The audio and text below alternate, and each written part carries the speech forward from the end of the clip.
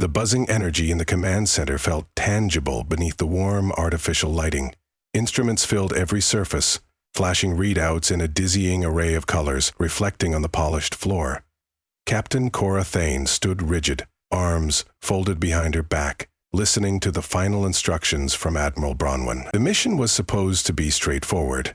It was to be a swift travel to the far reaches of Quadrant Epsilon, gather data on the rumored distress signals from an unknown planetary source, and return home.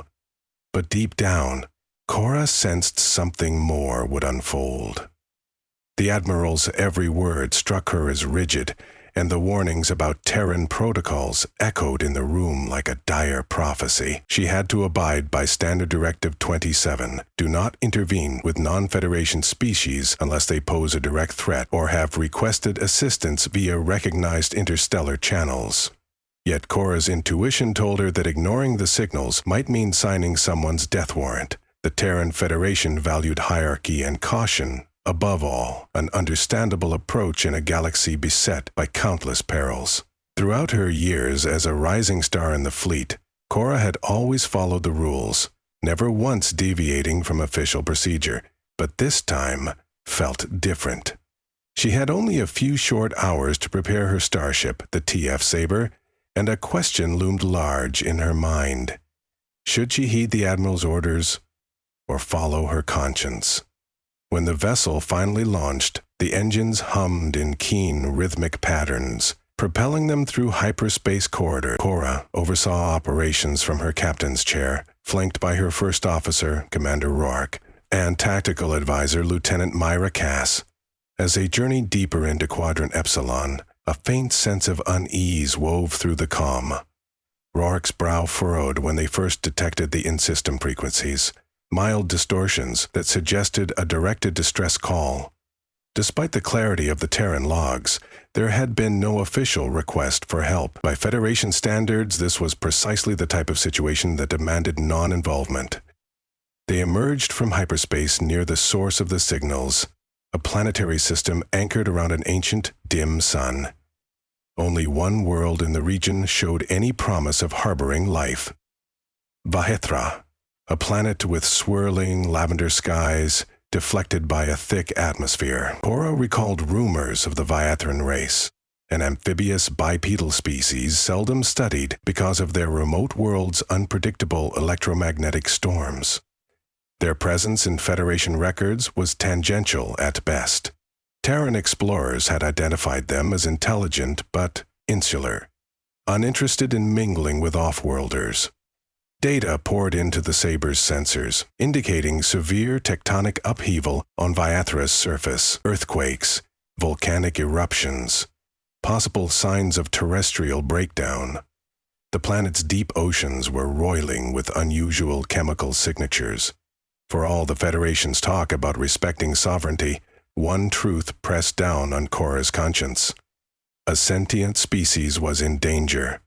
While no formal request for aid existed, these signals were clearly pleas for help, and yet, according to the protocols, it wasn't enough to justify an intervention. When she hesitantly ordered closer scans, the comm station blinked with a new wave of distress signals. The faint voices of the Vahethra echoed through the ship's audio feed, ghostly and quivering with fear. Lingering in the vacuum around them was the unanswered cry of a people faced with an extinction event. Still, the Federation guidelines kept blinking in Cora's mind. Do not intervene. Do not break the Prime Protocol. She sensed eyes upon her, especially from Commander Rourke, who was well versed in regulations. Myra Cass seemed on edge, arms crossed as she monitored the intensifying data. At last, Cora decided she could not let these beings perish while she stood by in the safety of orbit. She began issuing orders to prepare the shuttle bay, to ready medical teams, and to load atmospheric gear for amphibious conditions. Rock reminded her that such a mission was not authorized. The Federation valued discipline. Defiance could cost her everything she'd worked for. But she would not sit idle. Cora Thane told herself that some crises transcend protocol. Certain moral imperatives overshadow coded directives. With a tightening in her chest, she informed her crew, If any among you question these orders, you are free to log them. But we're going down there." They navigated a small shuttlecraft through Vahethra's chaotic storms. Lightning snapped across cloud banks, illuminating swirling, dusky purple skies. The shuttle rattled under gusts of supercharged wind as they descended into the planet's lower atmosphere.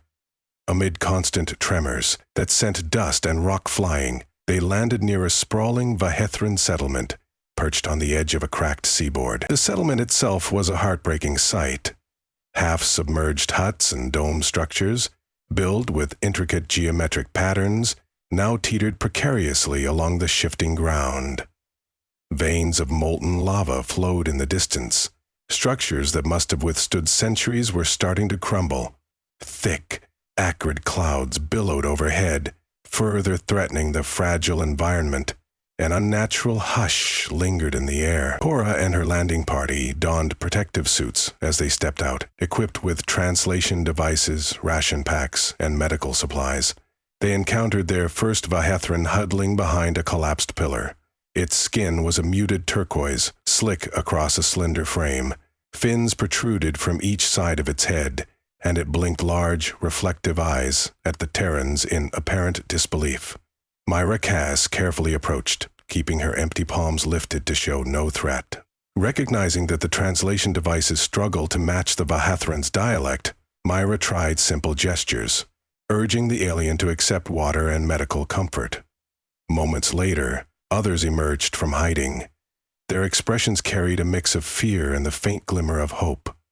Cora's science officer, Lorrat, gently scanned them with a handheld medical sensor, diagnosing dehydration, injuries from falling debris, and possible respiratory issues related to volcanic ash. The Hyethrans watched silently, letting out low, guttural noises that might have been pleas or words of thanks. Although Terran interference was strictly prohibited without official channels, Cora could not deny the urgent necessity. The next hours were a blur of humanitarian efforts. The Terrans erected portable shelters, cleared rubble, stabilized the wounded, and did what little they could to mitigate the shifting earth. The Vahethrans seemed adept at building underwater structures, but their homes near the coastline were nearly destroyed by earthquakes and rising tides.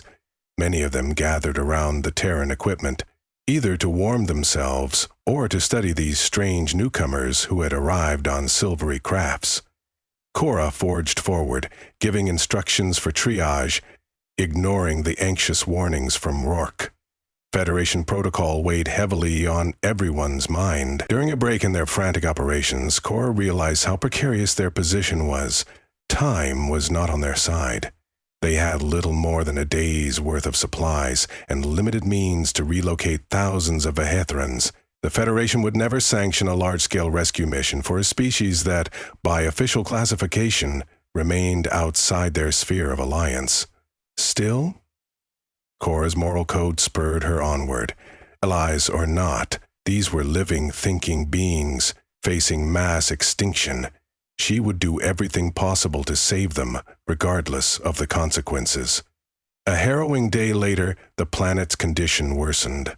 Volcanic activity intensified, launching pillars of molten rock into the atmosphere. Toxic gases spread across the land. Already, nearly 30 Vahethrans had died since the Terrans landed. It was too late to reverse the planet's geological collapse. Vaithra was unraveling with unstoppable force. A bold notion seized Cora's mind.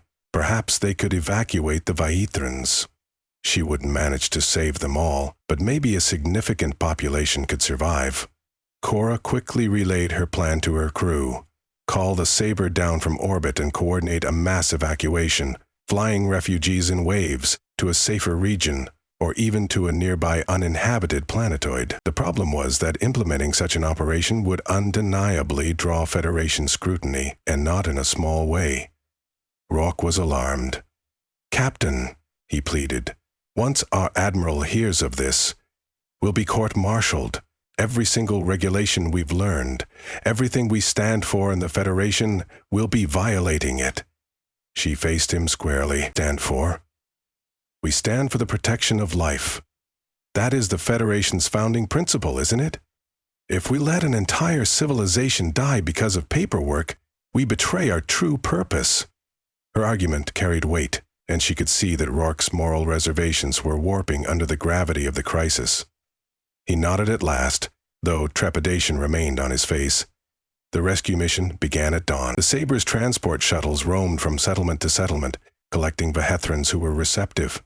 Myra Cass and Larat helped with communication, bridging cultural differences in a matter of hours by demonstrating empathy and compassion. Many Vahethrans exhibited reluctance, suspicious or fearful of leaving their homeworld. Some believed in ancient prophecies that the planet would purge itself of turmoil, yet as the ground shook and fire rained from the sky, acceptance grew. Families wept as they boarded the Terran shuttles, leaving behind a ravaged homeland. Wholesale evacuation was never going to be easy, especially as the Federation had not prepared for such scale. The Sabre's cargo hold and living quarters were soon crammed with hundreds of Vahethrans. The mood was one of mingled relief, panic, and sorrow. Cora found herself standing in the corridor, among these half-fish, half-humanoid survivors, wishing she could offer more assurance. She watched them speak in hushed, clicking tongues, occasionally scuffing webbed feet on the Sabre's deck. Some looked to her with silent gratitude, or perhaps curiosity, for who were these Terrans that risked everything to help them? Soon, the command staff had to face another challenge. Where could they bring an entire displaced people? Some worlds in the Terran Federation might accommodate them, but that would require official negotiation. Even if they tried to settle the Vahethrans on an unclaimed planet, the Federation would discover the action. Cora's predicament weighed more heavily with each passing hour. Meanwhile, subspace channels crackled with urgent messages from Admiral Bronwyn, demanding an explanation for the Sabre's unsanctioned mission. Commander Rourke's voice trembled slightly as he announced they had an incoming transmission. The Admiral's stern face appeared on screen. "Captain Thane, the Federation has strict guidelines," she said, her voice tight with anger. "You have violated Standard Directive 27. Return to Federation space immediately and surrender yourself for inquiry. You risk drawing us all into an interstellar incident." Behind Cora, the Vahethrans waited in corridors, evidence of her defiance. Cora responded calmly, acknowledging the Admiral's concerns, but explaining that moral obligations outweighed the directive. She insisted the Federation, if it stood for anything, should not abandon an entire civilization. The Admiral examined the data stream, showing the extent of Vahithra's cataclysm. After a terse silence, she repeated her order. "Come back. We'll discuss possible options. You are not authorized to bring them with you." Ignoring that final command, Cora ended the transmission. Indecision flickered across her face, and she addressed the bridge crew. "If we commit to saving them, we must follow through, even if it means severing ties with the fleet." The statement weighed heavily on them all. Myra drew a breath and nodded, setting a determined gaze on the Admiral's blanked-out channel. Rourke, though visibly anxious, opened the throttle for the starship's engines and plotted a course out of Vayethra's orbit. In the days that followed, the Sabre traveled to a remote star system designated only by a string of alphanumeric characters on old Federation charts. It held no known native species, no designated trade routes, and no strategic value. It was the perfect place to hide while formulating a plan.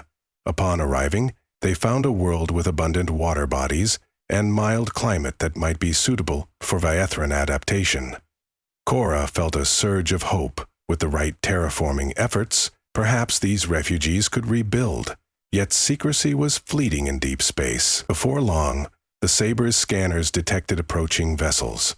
Initially, Cora feared they were Federation ships sent to detain her. But as their silhouettes drifted into view, they revealed themselves as freelancers, independent traders, and mercenaries who roamed the galaxy's fringes. One vessel, the Starblade, offered to open communications. Its captain emerged on the view screen, an older Tisaran woman sporting half-obscured tattoos and a cunning expression. She introduced herself as Captain Jerisha Fenn of the Outer Rim Coalition. Jerisha had heard rumors of a Terran starship carrying refugees from a doomed planet, She offered a tentative alliance. The coalition recognized no Federation authority and might assist in resettling the Vihathrans in exchange for reciprocal generosity. Cora felt a mixture of relief and apprehension. She didn't trust mercenaries blind, but she had to consider every possibility to save the aliens now in her custody. She arranged a face-to-face meeting aboard the Saber. When Jerisha stepped into the Saber's docking bay, she caught sight of the Vihathran families. Despite her seasoned, opportunistic demeanor, her expression softened.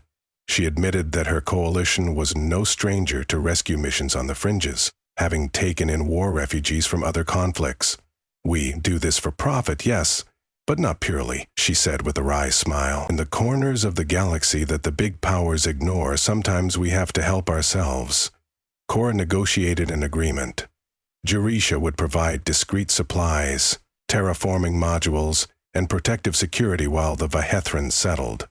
In return, the Saber would offer advanced Federation medical technology and certain resource allocation for the Coalition. Commander Rourke worried that the Federation would brand them outright traitors, but Cora believed in forging relationships beyond official lines, especially for the sake of saving lives. The real storm broke when Federation warships arrived. A small task force, led by Admiral Bronwyn, pinpointed the Saber's location. They demanded the immediate handover of the Vihathrans to Federation custody, likely for relocation to an observation station while the Federation decided their fate. Cora suspected that would mean indefinite quarantine and minimal autonomy for the refugees. She pleaded with the Admiral to allow the Vihathrans to remain free on this newly discovered world, but Federation law was explicit. An unallied species could not simply colonize a planet under Terran oversight without bureaucratic negotiations spanning months or even years. Faced with Federation warships on one side and the Outer Rim Coalition on the other, the standoff crackled with tension. Jerisha brought her mercenary escorts forward, unwilling to see her nascent deal scuttled. Admiral Bronwyn signaled she was prepared to use force if necessary. The entire quadrant held its breath as energy cannons charged and shield configurations formed an invisible mesh across space. The Vihathrans, sheltered aboard the Saber, became pawns in this larger political game. Cora prepared to stand her ground. He insisted that compassion and empathy should define the Federation, not rigid adherence to rules. Countless histories of alliances in the galaxy began with moments of mercy rather than expediency. Uncertain how to proceed, Admiral Bronwyn hesitated. Tension crackled across the subspace frequencies.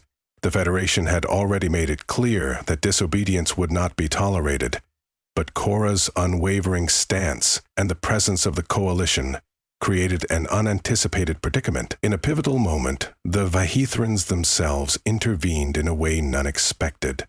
Several of them ventured onto the Saber's bridge, making trembling, eager attempts to communicate.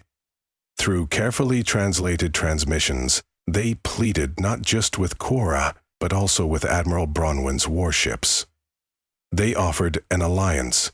Their species, once thriving before their world collapsed, had developed extensive knowledge of aquatic engineering and bioreef construction that might prove valuable. They were not looking to be wards of the Federation, but partners who could share knowledge in return for a chance at survival. This was new territory. Even Jerisha Fenn recognized the advantage. The Vihathrans could build entire complexes on oceanic planets, potentially expanding trade and bridging cultural gaps from the watery worlds to the drier ones. She saw profit and influence. Admiral Bronwyn's officers realized the damage that might be done to the Federation's moral standing if they forcibly removed these refugees from the one captain who had cared enough to rescue them. Public perception of the Federation could shift drastically. Slowly, negotiations replaced threats. Jerisha Fenn served as a wily mediator, skillfully spinning the possibility of a beneficial arrangement. Admiral Bronwyn, begrudgingly, opened diplomatic channels that might formalize the Vihathrans' integration. A few tense days followed, rife with deliberations and strict Federation oversight. Cora had conference after conference, always at the edge of fear that the Federation might drop the hammer of condemnation at any minute. Yet, the tide turned. People across the galaxy began learning of what had happened. News transmitted through the subspace channels. The Federation had nearly ignored a crisis, while a single starship defied orders to save a species. Voices rose in support of Cora's act of compassion, praising the humanity that underpinned the Federation's founding values. Even high-ranking officials could not ignore the outcry. Soon, an official decree was issued. The Vahethrans would be granted temporary protected status under the Federation's humanitarian charter, pending the outcome of further negotiations. They would be permitted to settle on an otherwise uninhabited planet in the remote system that Cora had discovered. The Outer Rim Coalition was invited to assist with resource transport and colonization. In the final agreement, Captain Cora Thane was censured for disobeying direct orders. She lost certain privileges and faced official reprimand, but she was not stripped of her command, as many expected. Instead, an unusual compromise allowed her to remain in command of the Saber, tasked with overseeing the Vahethrans' successful relocation. By forging a fragile alliance between the Federation, the Vahethrans, and the Outer Rim Coalition, she had indirectly opened diplomatic paths for future cooperation. Even Admiral Bronwyn, once rigid, recognized the significance of showing the Federation's softer side to the broader galaxy. Cora stood in the bright, newly established settlement watching the Vahethrans wade through azure shallows, building their first structures on a planet free of volcanic threat. Federation engineers worked alongside them, exchanging technology and technique. Coalition traders arrived with cargoes of specialized equipment and rare seeds for aquatic farming. The attitude among all parties had shifted from distrust to cautious optimism. Though Cora understood the ramifications had only begun to unfold, she allowed herself a moment of pride. She had risked her career, her reputation, and the Saber's welfare, and in return she had gained the trust of a once doomed species and catalyzed a new era of collaboration on the galactic frontier. A better future might be born, not out of protocol, but out of empathy and courageous action. Commander Rourke approached her, a thoughtful look on his face. "We could have lost everything," he said quietly, gazing at the bustling settlement. "But maybe we've gained far more." She placed a hand on his shoulder. "Let's hope the Federation learns something from this." As the weeks wore on, the settlement flourished. Word spread throughout the galaxy of a standalone mission that defied protocol in favor of rescue and hope. Traders, explorers, and delegates from other species began to arrive, curious about the newly discovered amphibian civilization. Some carried their own tragedies. Others brought potential partnerships and knowledge. Over time, these small steps evolved into a more inclusive alliance that bridged once separated worlds. When the next Federation Council convened, delegates demanded more flexible emergency guidelines, citing how close the Vahethrans had come to annihilation without a recognized liaison. Admiral Bronwyn, initially reluctant, saw the necessity of reevaluating those old protocols. A subcommittee was formed to shape new standard directives. Meanwhile, the Vahethrans themselves began sending representatives to these discussions. They were no longer silent victims, but active participants in the interstellar community. Amid all the political changes and shifting power balances, Cora remained steadfast. She oversaw day-to-day coordination at the settlement, balancing Federation demands with Vaethran autonomy. Though she still wore the captain's insignia with pride, she championed the moral ethos that guided her initial defiance. The settlement became a living testament to the principle that sometimes a single daring act could transform the galactic landscape. Months passed, and the Vahethrans thrived in their shallow coastal habitats, their cityscapes expanding across the shores. Rumors abounded that the Federation would soon offer them full membership as a protected world, but only if they chose to accept it. The Vahethrans debated among themselves, deciding how much of their ancestral culture they would maintain and how much they would integrate with other species. 100 light-years away, in the halls of Terran space, everyone knew of the Saber's mission. Cadets at the Academy studied it as a real-world example of moral conflict and the evolution of Federation policy. Some viewed Cora as reckless, an unpredictable maverick. Others revered her as a hero upholding the Federation's highest ideals.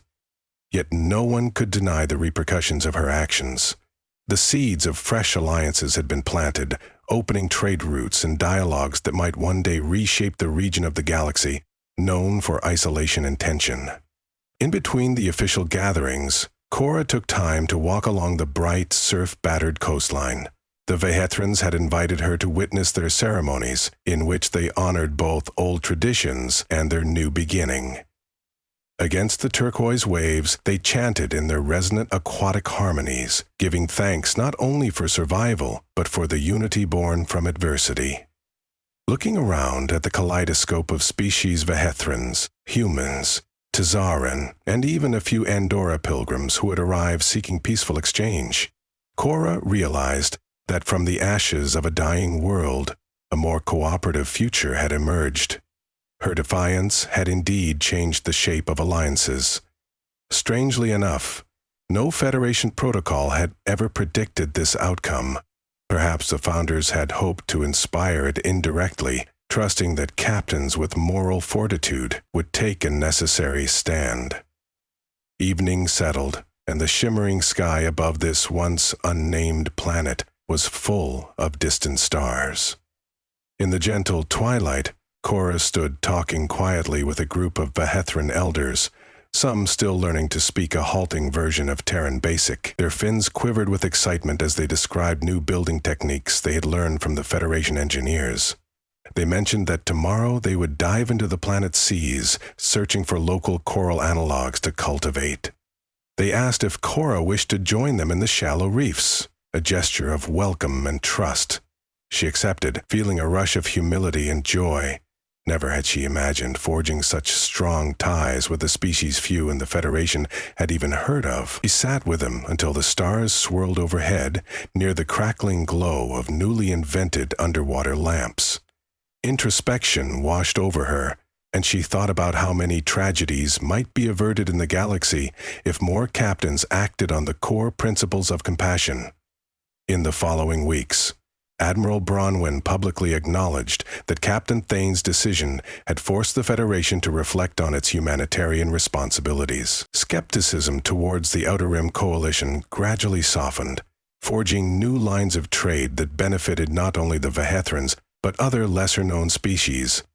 Lectures on the importance of ethical command spread, not as a condemnation of Federation policy, but as a demonstration that, in extraordinary circumstances, defiance could become the truest fulfillment of duty. When at last the Federation Council extended official amnesty to Cora's crew for any perceived infractions, the news felt anticlimactic. They had already charted their new course. The Vehethrans were free, forging their identity in the cosmos, bridging alliances once considered inconceivable. Outside the settlement, in the broader galaxy, disputes continued to flare up. But one small planet in an unnamed system bore witness to the possibility of different species working together. Cora's presence at the settlement eventually became less about crisis management and more about fostering a legacy. She looked forward to returning to Terran space one day, not as a disgraced officer, but with the knowledge that she had done the right thing. She also intended to keep open channels with the Outer Rim Coalition, forging a new sense of trust that might stave off future conflicts. Even the old illusions about mercenaries and unsanctioned factions began to shift, replaced with cautious respect. In the midst of all this change, Cora stayed anchored to the abiding truth that a single act of compassion could ripple out far beyond the moment. The refugees she and her crew had once rescued were no longer just survivors. They were pioneers of a new cultural tapestry. Galaxy-wide, scholars and historians analyzed these events, proclaiming that this singular rescue mission had done what decades of diplomatic overtures could not, sparked an interlocking framework of alliances. Finally, there came a day of quiet reflection for Cora. She stood at the newly constructed outpost that the Vehethrans had named in her honor, a sign of gratitude etched with aquatic symbols. Waves lapped gently at the shore. She remembered that first step onto Vehethra's trembling ground. guided not by protocol but by the moral imperative to save lives.